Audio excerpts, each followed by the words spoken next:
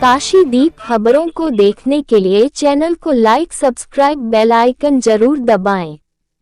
आज Varanasi circuit house में आम आदमी पार्टी के सांसद संजय सिंह बीजेपी पर निशाना साधते हुए बताया कि प्रधानमंत्री नरेंद्र मोदी ने अपने मित्र अदानी को देश की सभी सरकारी संस्थाएं बेच दी हैं। भारत भुखमरी के मामले में विश्व के 116 देशों में 101 नंबर पर पहुंच चुका है। दूध, दही, आटा, दाल, चावल, छाछ पर अतिरिक्त टैक्स लगाकर भाजपा ने देशवासियों को पीड़ादायक जीवन जीने पर मजबूर कर दिया है। बनारस में बुनकर भुखमरी के कगार पर है और आत्महत्या करने को मजबूर है।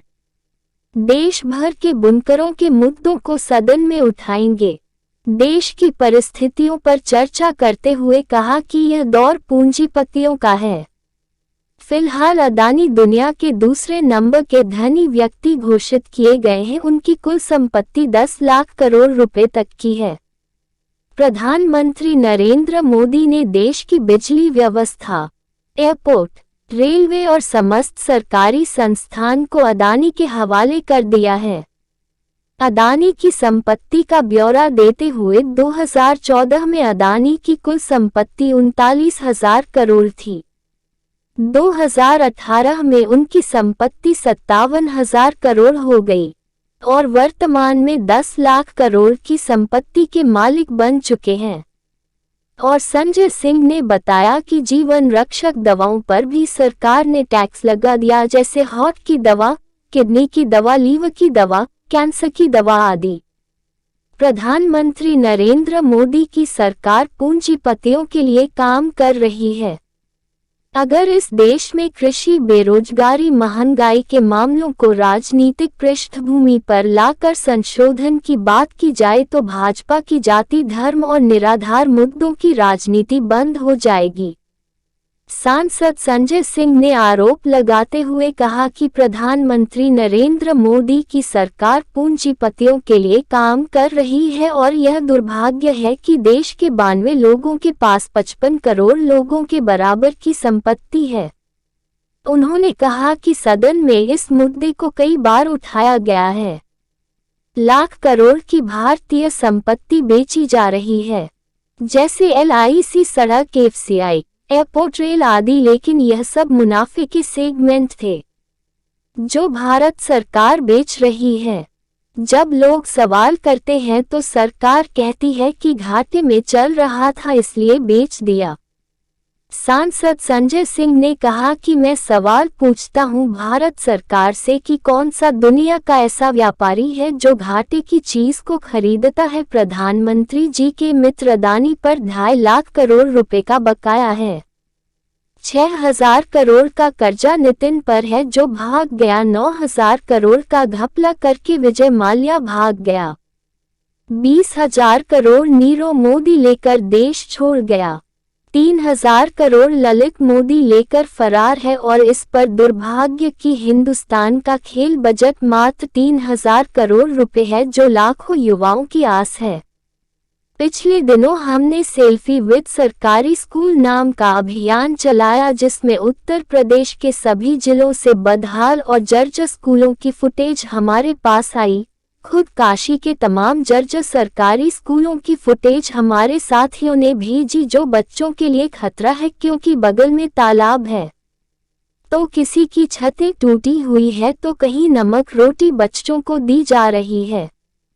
और कहा कि दिल्ली के मुख्यमंत्री अरविंद केजरीवाल जी का दृढ़ संकल्प है कि भारत को नंबर 1 देश बनाना है और इसके लिए अच्छी चिकित्सा व्यवस्था, बेहतर शिक्षा व्यवस्था, यातायात व्यवस्था, सफाई, बिजली, पानी या तो निःशुल्क या न्यूनतम दर पर लोगों को उपलब्ध कराई जाएंगी। उन्होंने कहा नगर निगम में फैली गंदगी, जल व्यवस्था और बिजली व्यवस्था के नाम पर जो भ्रष्टाचार है उसको भी समाप्त करने के लिए हम संघर्ष करेंगे।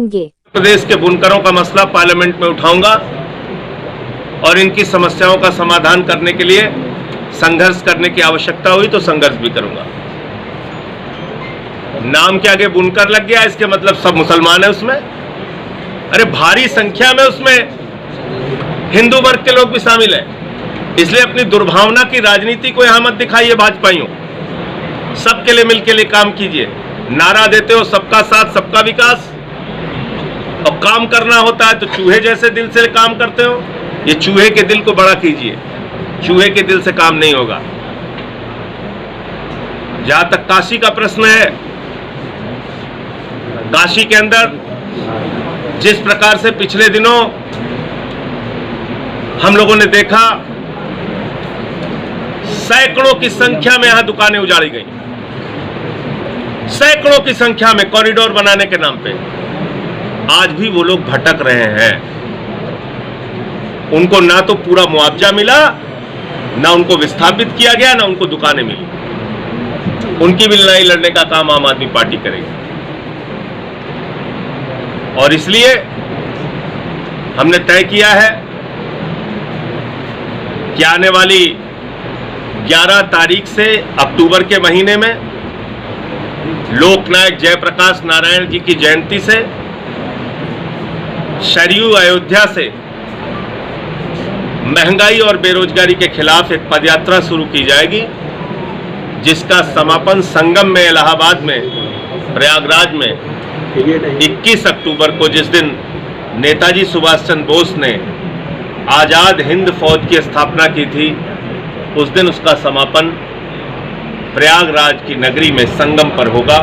तो सरयू से संगम तक 11 से लेकर 21 अक्टूबर तक आम आदमी पार्टी की पदयात्रा होगी, जिसमें मैं स्वयं शामिल रहूंगा अपने कार्यकर्ताओं के साथ, अपने साथियों के साथ। और महंगाई और बेरोजगारी के खिलाफ जनता को लामबंद करने का काम हम लोग करेंगे। उत्तर प्रदेश में बदहाल शिक्षा व्यवस्था, उत्तर प्रदेश में बदहाल स्वास्थ्य की व्यवस्था, उत्तर प्रदेश में किसानों की दुर्दशा, इन तमाम मुद्दों को हम लोग राजनीति के केंद्र में लाने का काम करेंगे। आपका कोई प्रश्न हो तो आप पूछ सकते हैं। देश की क्या परिस्थितियां हैं उसके बारे में चर्चा होगी। अभी 3 दिन पहले आप लोगों ने समाचार पढ़ा कि अडानी दुनिया का दूसरे नंबर का अमीर व्यक्ति हो गया। अडानी कौन है आप सब लोग जानते हैं? जिसके पास देश की बिजली, जिसके पास एयरपोर्ट, जिसके पास पोर्ट, जिसके पास तमाम संस्थान भारत की सरकार ने दे दिया है। मोदी जी के सबसे करीबी मित्र हैं, उनकी कुल संपत्ति है 10 लाख करोड़ रुपए। 2014 में उनकी संपत्ति थी 39,000 करोड़, 2018 में थी 57,000 करोड़, 2020 में हुई 2.5 लाख करोड़, और कोरोना की महामारी में जब पूरा हिंदुस्तान करा रहा था, उस दौरान उनकी संपत्ति बढ़ के 2.5 लाख करोड़ से 10 लाख करोड़ हो गई।